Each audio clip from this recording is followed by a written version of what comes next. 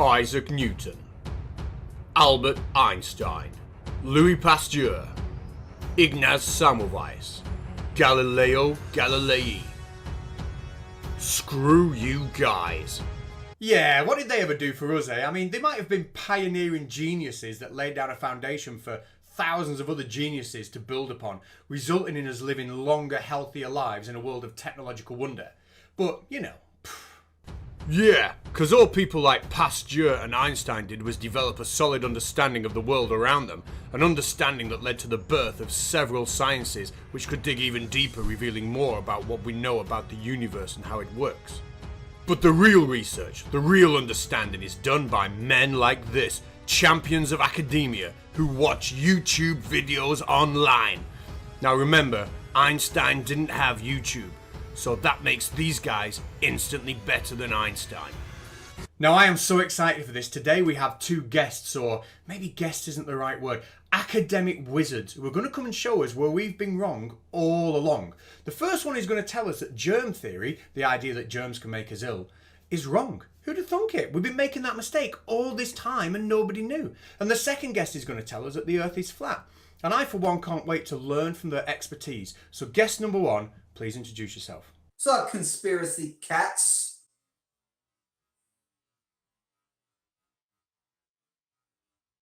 No, mate, it's not you. Yeah, sorry, and for future reference, it's never gonna be you, and just stop doing that thing with the... That's freaky. Anyway, guest number one, please introduce yourself. Hey everyone, Dr. Mike here. I'm going to talk about a little thing that really makes me angry, and it's called the germ theory. Brilliant, and I for one am 100% confident that you know all about germ theory, and let's face it, probably virology and microbiology as a whole as well. I am totally confident you will make no mistakes in your debunking of germ theory. Now, guest number two, what have you got for us today? A little magnetic field experiment. Okay, possibly a start in line with all our expectations. Guest number one, what's the first knowledge bomb you're going to drop on us? Now, I think the germ theory is a bunch of BS. And I'll be honest with you, the reason I think it's a bunch of BS is the germ theory has been around since the 1860s. That's around 160 years. It's still a theory. If the germ theory was true, they would have proved it by now. What? Amazing. Yeah. Okay, I think I see your problem with this first bit, and that is your use of the word theory. I think probably in your everyday life, you think the word theory means some sort of just guess or hunch, or just some idea somebody comes up with literally no supporting evidence whatsoever. Something like this. I think the sun is liquid. Yeah, like that. But in reality, a scientific theory isn't somebody just saying something like it's a guess. In science, a scientific theory is an explanation that can be repeatedly tested and verified in accordance with the scientific method. So the very fact that germ theory has been, in your words, just a theory for the last 160 years means that for the last 160 years, germ theory has been tried, tested and verified using the scientific method over and over again. And if at any point over those 160 years, those tests failed to verify the theory, it would have been discarded. What have you got to say about that? Oh. Yeah, don't worry about any of that though, because I'm sure the rest of your research is absolutely bob on. Guest number two, how's your experiment coming along?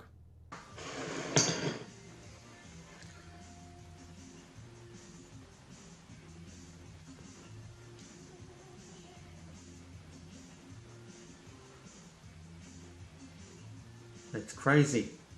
Yeah, blows my mind. Guest number one, what have you got for us? Let me tell you why the germ theory is wrong. We are around germs all day long. There's germs on our hands, there's germs on our tables, there's germs on everything we touch. If germs made us sick, we would be sick all the time. Oh, amazing. I didn't realise we were playing this game. Yeah, I can say something really stupid too. Are we ready? Let me think. Okay, our bodies are made mostly of water. We drown in water, therefore we should always be drowning. Yeah, you see, I can do it as well. Anybody else? If we are on a ball, where is the only place that you can stand upright? At the North Pole, yeah? Yeah, good effort. Now, seriously, where do I even start with this? Do I tell you at this point what everybody else already knows? And that's that germ theory doesn't say all germs cause diseases, it says that pathogenic microorganisms cause disease. And should I then tell you that less than 1% of microorganisms are pathogenic? Do I also have to tell you that the human body is so well evolved that it is packed full of physical and chemical defences to prevent infection by microorganisms? And that's before I even bring up the immune system, which I've got a very strong feeling you might do yourself, so I'll wait for that. But for now, guess number 2. How's that experiment coming? I'm bouncing on it. Magnetic field that flows across Earth.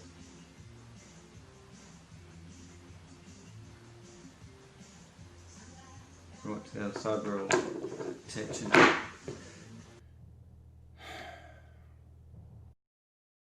Yeah, I know, mate. I don't know why I bother being a YouTuber. Every single time I make one of these videos, it's just like wiping my own face on the used nappy of somebody else's ignorance. I don't know what to do. Don't you worry, mate. You do a great job. Anyway, what do you think of my new phone? It's brilliant, isn't it? Yeah, thanks. Anyway, back to germ theory, guy. Our immune system is what dictates whether we're sick or not, because our immune system is what fights off those germs and doesn't allow them to become diseases inside of us. Right, so your point is that germ theory is just a theory and germs don't make us ill, but we need an immune system to protect us from the germs that don't make us ill. I'm getting very confused. Can I just show you for a second how silly your argument is? This is how silly your argument is. Ah.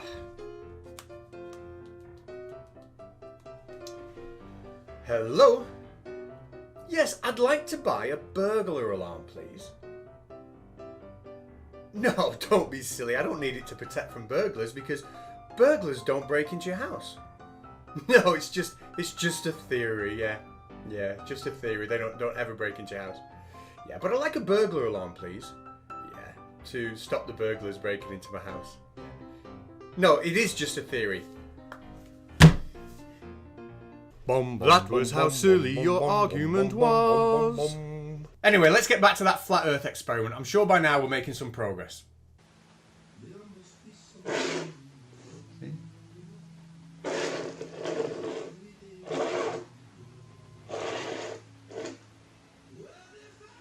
It sits there.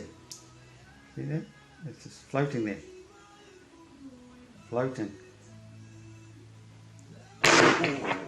Jesus. Anyway, back to guess number 1. If germ theory is wrong, and it's been wrong for the past 160 years, why do we still believe it? See, the germ theory perpetuates something that drug companies like, because when they have the germ theory, they can treat the symptoms. They can go after the quote-unquote germ with antibiotics, and they can sell their Alka-Seltzer cold and flu medicines and their Tylenol cold and flu medicines and all of those things. No, you see, this isn't how it works. I mean, first of all, Alka-Seltzer isn't there to kill bacteria. I'm not sure where you've got that from or in what world you thought that was relevant to the discussion we're having. But secondly, people don't use things just because they are told they work. We use antibiotics because they've been proven to work over and over and over and over again. For example, in World War I, the death rate from bacterial pneumonia was 18%. But that fell to less than 1% in World War II after the introduction of penicillin.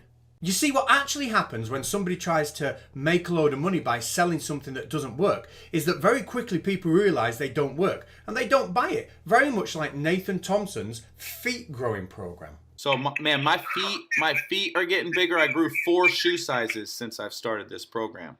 You know what, guess number 1? I'm starting to think you're not an expert on this area at all, are you? How's that flat earth experiment coming along? Reverse the magnetic field. Whoa, whoa, whoa. Awesome. Guess number 1, after reviewing our conversation today, is there any last thing you want to say to us? Let's let our kids get sick when they're younger. Get the little colds and flus and let their bodies fight it off, because if they fight things off, now they become stronger and they won't catch those things in the future. Now that's something that I think we can agree on. You know, it's healthy for kids to build up their immune system, that's fine. And I would give you credit for it if it wasn't for the fact that literally 3 seconds after you said that, you contradicted yourself in the most bizarre way. So get the germ theory out of your head, guys. Germs don't make you sick. And it's at this point I am so confused by the point that you're now trying to make that I don't even think you know the point you're trying to make, and I'm going to ask you to leave. Let's check in. I think we finally have a breakthrough on the flat Earth experiment. Watch this. This is what science doesn't tell you. Because they don't want you to know. We live on a flat Earth. Look at it. Being pulled over. Oh, where's it going? Straight down to the equator.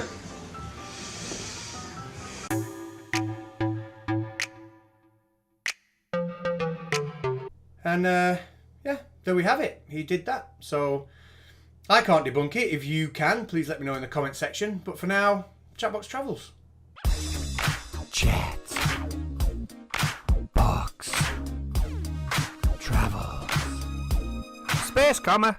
So I've had some wonderful input from the flat earthers in my comment section over the past week or two, starting with this one from a flat earther that seems to think that canals are magical and can fly around the world. Hello. You know, remember the Bedford Levels experiment? The one that showed the Earth was flat? The one that was done on the canal in Bedford? You know, the canal that stays in Bedford and never leaves Bedford and is just like living in Bedford all the time? Well, that Bedford Level experiment was repeated all the way around the world. Blows my mind. Yeah, that was great. I also bumped into this man. I couldn't care less! Now, when I did bump into Nathan Oakley, he wasn't very happy with me, and I've got a feeling it's something to do with this video here, in which I thoroughly dismantle his understanding of diffraction, and I ridicule his claim that boats disappearing from the bottom up isn't due to Earth curve, but it is in fact due to diffraction. Now, he was so rattled by that video that when we met, he appeared to forget what his name was. Hello, I'm just going to introduce myself. My name is Nathan Catz. Or maybe he just likes randomly putting the word cats at the end of sentences. Hello, it's just me, Nathan Hokey Cokey Jokley, and I just bobbed by to tell you that in lockdown I developed a brand new skill. You ready? I can read cats. It's amazing. Wow, that's impressive, mate. And books next. Good luck. Now, in my last video, I did highlight Nathan's ridiculous misunderstanding, where Nathan seems to suggest that an object will somehow choose to diffract when it moves away from you, causing it to disappear from the bottom up, which is ridiculous. We all obviously know that the light that leaves the object and passes through an aperture such as our pupil is what diffracts. But Nathan doesn't seem to be wanting to listen, and in front of his entire chat, he doubled down on that misconception. You know, people are laughing at me about not having a clue about diffraction, so I'll show you that I do by asking you this completely meaningless question. You ready? How do items with actual size diffract cats? Now, I'm going to be honest here, I don't know what the term diffracting cats means. I don't even know what the term diffracting objects means. Obviously, Nathan Oakley thinks he knows what it means, but to the rest of us, it makes about as much sense as this. I'm pregnant. But despite being told over and over and over again that diffraction is something that waves do, such as the light entering our eye, not the object as it moves away from us, Nathan's mind seems to be some sort of formidable fortress that's impregnable to any sort of common sense whatsoever. Ooh, you think you're clever, don't you, trying to teach me stuff just because everyone can see I'm wrong, you meanie. Anyway, so when will a 10-foot wall reach the diffraction limit? Show me this in curve maths cats. I'm going to say cats after every single sentence now. I love it. Now, not only does Nathan Oakley not understand what diffraction is, but he seems to be really determined to add more ridiculous terms to his arsenal of silly. So here he's using the term Earth curve maths, which of course doesn't actually mean anything. And try as I might, I can't get him to explain it to me. No, I'm not going to tell you because I don't really know. All I'm going to say is, can you show me diffraction in Earth curves maths then? Cats! Oh, I nearly forgot to say cats.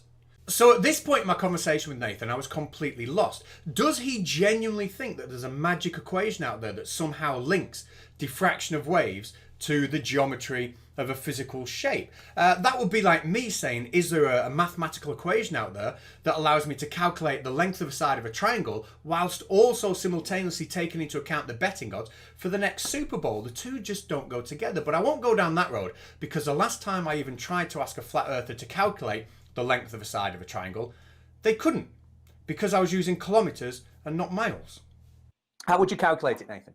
I mean, so your argument is that the north, I personally can't calculate that. I don't work in kilometers. I normally work in miles. So anyway, I asked Nathan Oakley again, what does earth curve maths mean? And his response was less than helpful.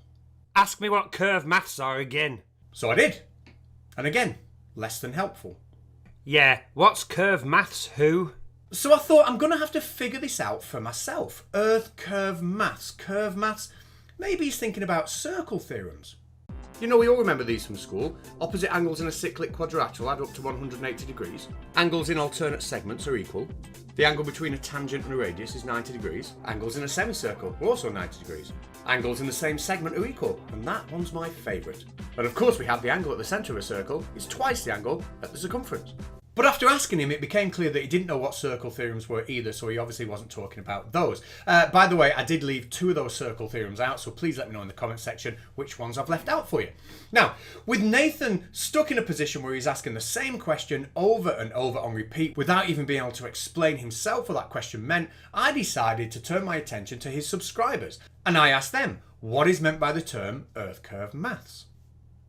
And it wasn't long before I got my answer, with this flat earther here kindly obliging me by telling me that earth curve maths is just another term for globe earth maths. So at least now I felt like I was making progress. I knew that the term earth curve maths is just another way of saying globe earth maths. But that didn't really help because that doesn't mean anything either. And I was getting more and more frustrated with the lack of ability of Nathan and his subscribers to explain what that term means, even though they use it over and over again. It's almost as if they like using catchphrases, but they're not bothered about understanding what they mean. But then rose a hero to save them all. Hello, I'm a mathematician, a real-world, proper mathematician. Honest, I'm not pretending, and Nathan's correct about globe quacks. And then wow, yeah, imagine my luck, a real mathematician, a proper flat earth mathematician who can properly articulate to me what the term globe earth maths means. I mean, imagine my surprise, I just couldn't wait to be educated. So I asked, what does globe earth maths mean? Oh no, you saw right through me. I'm not actually a proper mathematician. How did you know? I'm amazed how you guessed that. Okay, globe earth maths means a faulty drivel based on assumed radius. There you go, that'll keep you quiet. So as disappointed as I was not to get a response to the question, what does globe earth maths mean? I know that this is the internet, and if there's one thing I've learnt about the internet, I know the internet is full of heroes. People who will stand up and take accountability for other people's ignorance. People who will stand up and tackle the greatest questions of all time. Questions such as, what does globe earth maths mean? What does globe earth maths mean? I've got no. What does globe earth maths mean? Say what? What? I don't globe earth maths mean? I don't even think I know what that is either. So what does globe earth maths mean? What? Kind of lost here. I'm very lost here. Let's see. We got Baldy Catz. He says, what does globe earth maths mean? I have no idea. I have no idea what that means at all. What does globe earth maths mean? I have no idea. Den Tama haben wir doch verkauft. Warum ist er jetzt nicht weg? Aha, ist noch unter. Oh. Hallo Baldy Catz. Globus Erde Mathematik. Hä? What? What the hell? And there we go, disappointing, no one could answer, but at least I tried. So it does seem that nobody in the world can actually explain or understand what the term globe earth maths actually means, or earth curve maths for that matter, including the flat earth debate team and their subscribers, even though they use that term all the time. Show me diffraction in earth curve maths. Show me refraction in earth curve maths. Show me perspective in globe earth maths. They use those terms all the time, and yet they've no idea what it is that they're actually saying, and it's absolutely fantastic. I love it. Another question that Nathan Oakley needs to answer is, what does he mean when he says things diffract into the distance? And if you haven't seen my latest Baldy Catz video, he did sing us a little song about that, which I'm going to play us out with now. So thank you for watching. I'll be back soon, and yeah, goodbye. Things diffract, things diffract, things diffract into the distance. That makes no sense. I couldn't care less! Things diffract, things diffract, things diffract into the distance. Who says that? Fuckwit. Can you tell me what somebody means when they say an object diffracts into the distance? It pretty much means fuck all. Things diffract, things diffract, things diffract into the distance. Holy shit. We need to fix this.